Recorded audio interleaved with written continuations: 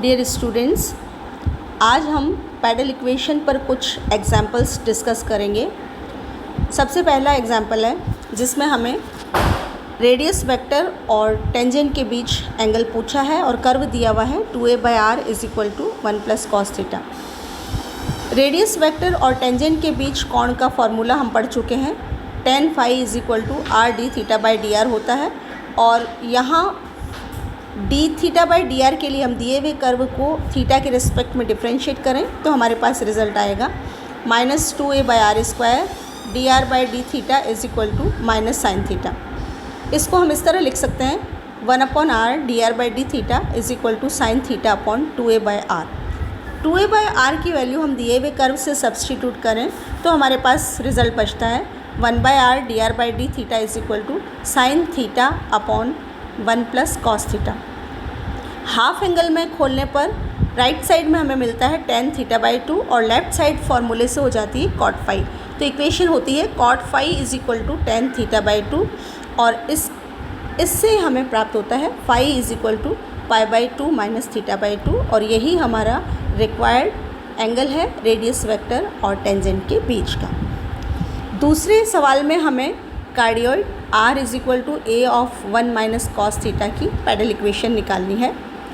Polar coordinates में pedal equation के लिए हमें एक तो दिए हुए कर्व से r का मान मिलता है और p के लिए हमारे पास दो फार्मूले हैं, यानी p = r sin phi, या तो इस फार्मूले का उपयोग करें या दूसरा फार्मूला है 1/p² = 1/r² + 1/r⁴ dr/dθ का होल स्क्वायर, इस फार्मूले का उपयोग करें। यहाँ पर हम p = r sin phi का उपयोग करेंगे तो उसके लिए phi की वैल्यू चाहिए।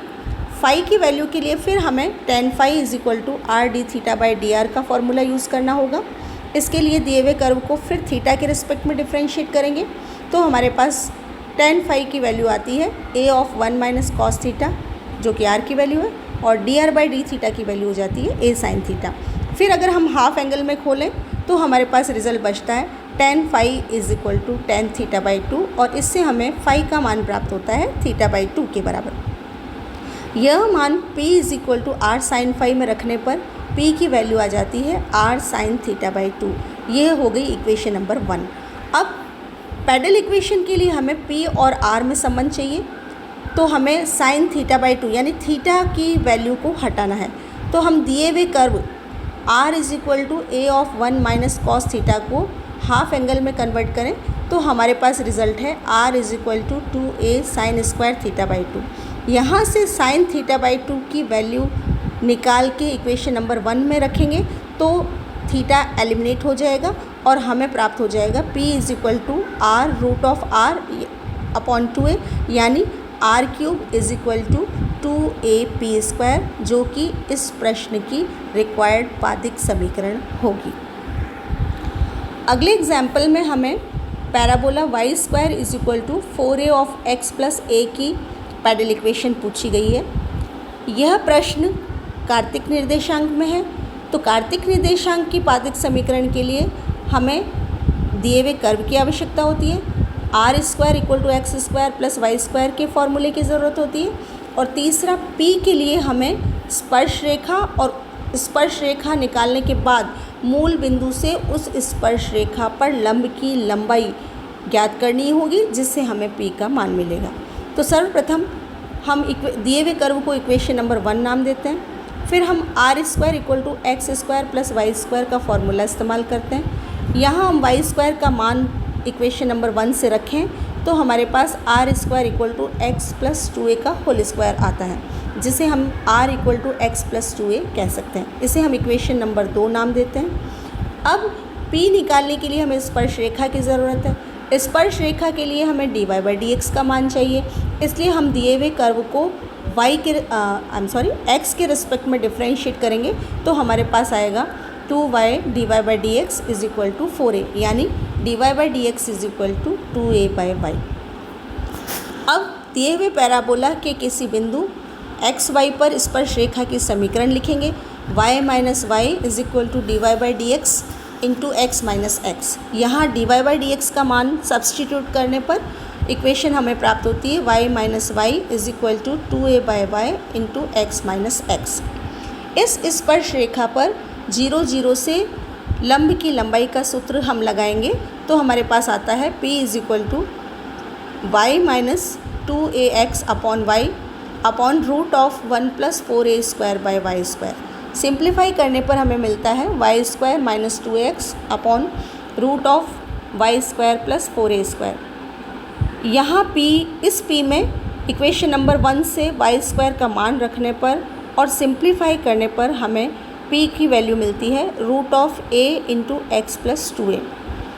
इक्वेशन नंबर 2 में x प्लस 2a का मान r है। इस मान को हम इस p में सब्सटीट्यूट करके x को एलिमिनेट करेंगे तो हमारे पास रिजल्ट बचेगा p is equal to root of ar, यानी p² is equal to ar, जो कि इस प्रश्न की रिक्वायर्ड पैडल इक्वेशन है। अगले एग्जाम्पल में हमें astroid x is equal to a cos cube t, y is equal to a sin cube t या x raise to 2/3 plus y raise to 2/3 is equal to a raise to 2/3 की pedal equation पूछी है। यहाँ हम parametric equations को use करते हैं। यहाँ फिर x और y यानी कार्तिक निर्देशांक में कर्व दिया हुआ है तो फिर हम वही प्रोसेस अप्लाई करेंगे, यानी दिए हुए कर्व की समीकरण, फिर r² is equal to x² plus y² वाला फॉर्मूला, और उसके बाद p के लिए स्पर्श रेखा की समीकरण और उस पर मूल बिंदु से डाले गए लंब की लंबाई। तो सबसे पहले r² equal to x² plus y² वाले फॉर्मूले में दिए हुए x और y के मान अगर हम सब्स्टिट्यूट करें तो हमारे पास r² is equal to a² into cos raise to 60 plus sine raise to 60 प्राप्त होता है। कॉस रेस टू 60 को हम cos स्क्वायर t का होल क्यूब और साइन रेस टू 60 को हम साइन स्क्वायर t का होल क्यूब लिखते हैं तो हमारे पास a cube plus b cube की फॉर्मेशन बनती है। और यहाँ हम a cube plus b cube का फॉर्मूला लगा के सिंप्लीफाई करें तो हमारे पास रिजल्ट बचता है r² is equal to a² into 1 minus 3 sine square t cos square t। इसे हम इक्वेशन नंबर 1 नाम दे देते हैं। अब हमें स्पर्श रेखा के लिए dy/dx की ज़रूरत है। यहाँ पैरामीट्रिक इक्वेशन दी हुई है इसलिए dx/dt और dy/dt फाइंड आउट करना पड़ेगा। तो सबसे पहले हम t के रिस्पेक्ट में x और y को डिफ्रेंशिएट करें तो हमारे पास dx/dt is equal to minus 3a cos square t sine t और dy/dt is equal to 3a sine square t cos t प्राप्त होता है। इन दोनों रिजल्ट से हमें dy/dx का मान निकालने से हमें प्राप्त होता है -10t, यानी dy/dx का मान मिलता है -10t। अब बिंदु a cos क्यूब t और a sin क्यूब t पर स्पर्श रेखा की समीकरण हम निकालेंगे तो आएगा y minus a sin cube t is equal to minus sine T upon cos T into X minus a cos cube t।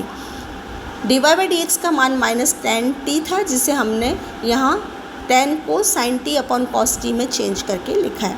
अब इस स्पर्श रेखा पर 0 0 से लंब की लंबाई का सूत्र लगाएंगे और उसको सिंप्लीफाई करेंगे तो हमारे पास रिजल्ट बचेगा p is equal to a sin t cos t। इसे हम इक्वेशन नंबर 2 नाम दे देते हैं। पैडल इक्वेशन यानी p और r में संबंध। इक्वेशन 1 से हमें r प्राप्त हो रहा है, इक्वेशन 2 से हमें p प्राप्त हो रहा है और दोनों में तीसरा वेरिएबल t है जिसे हमें एलिमिनेट करना है। तो हम sin t cos t का मान इक्वेशन 2 से निकाल कर इक्वेशन 1 में रखेंगे तो t एलिमिनेट हो जाएगा और हमें मिलता है r² is equal to a² into 1 minus 3p² upon a²। और इसको हम यूँ भी लिख सकते हैं r² equal to a² minus 3p², जो कि इस प्रश्न की रिक्वायर्ड पादिक समीकरण है। Thank you very much.